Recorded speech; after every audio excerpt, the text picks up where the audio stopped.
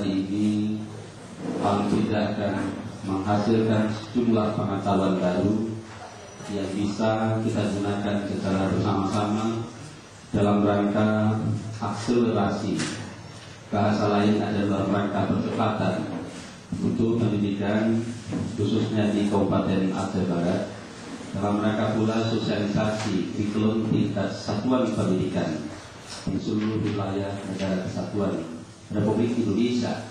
Dan hal ini juga harus dimungkinkan terjadi dan berlangsung dengan baik paling tidak di Kecamatan Kuala Ape ini. Bapak Ibu yang berbahagia, terima kasih kepada pimpinan JSF yang telah memberikan kesempatan kepada saya untuk kesekian kalinya. Dan hari ini ada dua season yang kita akan bahas secara bertahap. Season pertama adalah KKM, kriteria ketuntasan minimal. Kemudian berikutnya adalah materi tentang muatan lokal yang digunakan oleh pemerintah melalui kurikulum tingkat satuan pendidikan, karena ada perubahan paradigma pendidikan yang sedang berlangsung secara nasional. Bapak Ibu yang berbahagia, sebelum dua season ini kita dialogkan, kita lakukan kajian yang lebih mendalam. Tentu ada baiknya, karena kemarin ada satu season yang menurut saya belum kita coba reaktualisasikan dalam bentuk presentasi maksud saya, tetapi paling tidak Bapak Ibu telah mendapat sejumlah pemahaman berdasarkan referensi yang telah kami sampaikan tentang pengembangan diri. Bapak Ibu yang berbahagia, sebelum saya tunjuk satu orang saja barangkali yang mewakili, saya ingin sampaikan Bapak Ibu bisa lihat pada topik pengembangan diri pada Undang-Undang Nomor 20 Tahun 2003 tentang Sistem Pendidikan Nasional kita. Silakan dilihat sebentar. Bapak Ibu yang berbahagia, kalau kita lihat landasan hukum yang digunakan oleh pemerintah tentang pengembangan diri ini, yang sebenarnya adalah bagian dari pelaksanaan kurikulum di sekolah. Tetapi ini secara tersendiri barangkali dipisahkan pelaksanaannya sedikit dengan kurikulum secara formal. Padahal ini termasuk di dalam muatan kurikulum secara formal. Bapak Ibu yang berbahagia, pada pasal 1 butir 6 tentang pendidik. Siapa sebenarnya pendidik? Pendidik ini adalah tenaga kependidikan yang berkualifikasi sebagai guru. Jadi orang yang digunakan oleh pemerintah berdiri di depan anak-anak adalah orang-orang yang pernah menyelesaikan studi keguruan. Dengan bahasa lain, dia mempunyai sertifikat. Bahasa yang paling ilmiah yang disebut dengan akta 4. Dia pernah belajar tentang pedagogik, dia pernah belajar tentang didaktik, dia pernah belajar tentang metodik. Ilmu pedagogik, didaktik, dan metodik ini harus dipahami oleh guru itu dengan baik. Pertanyaan saya, apa kira-kira kapling kajian pedagogik itu? Siapa tahu? Nih, nah Bapak Ibu guru harus paham benar ini. Harus paham benar. Apa kira-kira?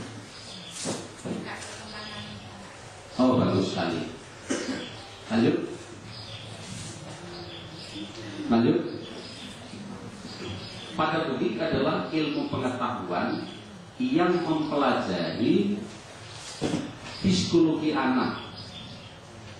Ya, ilmu pengetahuan yang mempelajari tentang psikologi. Tugas guru di sekolah ada berapa kira-kira? Fungsi dan peran guru. Pertama adalah sebagai pengajar, Bu. Pertama tugas kita adalah sebagai pengajar. Pengajar maksudnya bukan penceramah, tetapi pengajar adalah berperan sebagai fasilitator, orang yang ditugaskan untuk memfasilitasi, membimbing cara ibu menyisir rambut, cara ibu menggunakan lipstik, itu teori panjang-panjang, sehingga bangsa ini juga tidak bermoral akhirnya. Ya, bukanlah pengen ya.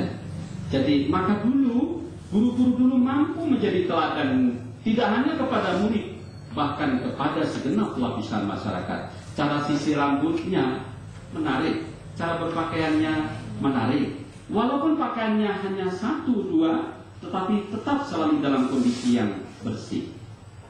Jelas ya? Jelas. Berikutnya, pertama sebagai pengajar, kedua sebagai pendidik, mampu menampilkan sikap-sikap positif. Kalau beliau bertutur, jangan begitu nak, ibu jadi susah kalau begitu. Kamu sudah berapa hari kok tidak nampak? Jadi sekarang kenapa nak? Ada masalah apa nak? Coba cerita dengan ibu. Ibu jadi gelisah, kamu tidak datang beberapa hari itu. Di sana ada kasih sayang. Pernah tidak dilakukan?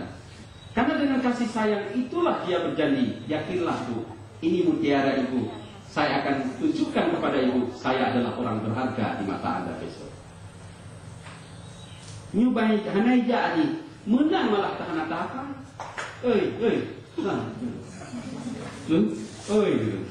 Sehingga ibu pun dialihkan sama si anak. Siapa masuk bahasa Indonesia? Ibu Nggak ada yang menarik, ya? Ya enggak? Karena belum direbut psikologinya, belum direbut kasih sayangnya. Jelas ya? Itu maui pemerintah. Bagus enggak peraturan? Bagus sekali. Pendidik, pengajar, pembimbing. Inilah counselor. Apresiator. Apa itu apresiator bu? Orang yang memberikan penilaian. Apresiator.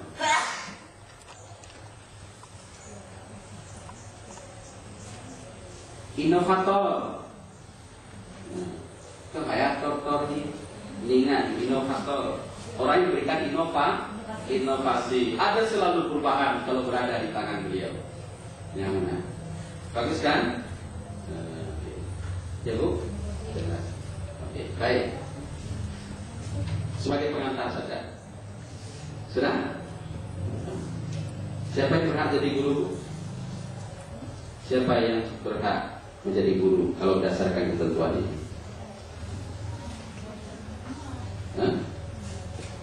Oh begitu ya.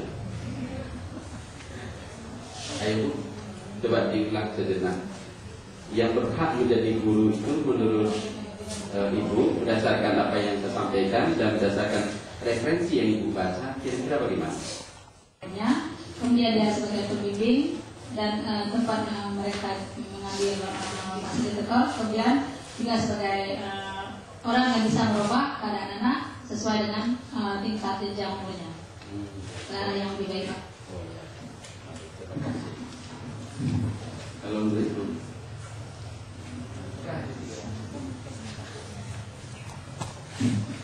mengajar, mendidik, membimbing murid, kemudian mampu memfasilitasikan, menjadi fasilitator, menjadi pembaharu, dan punya kreativitas dan punya apresiasi atau penilaian.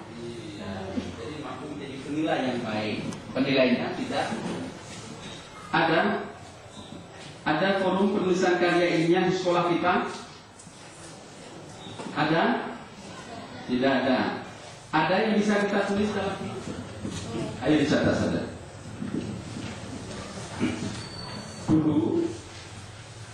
Guru di sekolah juga sebagai pembimbing. Guru sekolah juga sebagai pembimbing. Titik 2. Guru sekolah juga sebagai pembimbing. Titik 2. Diberikan kewenangan kembang dengan baik sesuai dengan potensi yang dia miliki. Lanjut.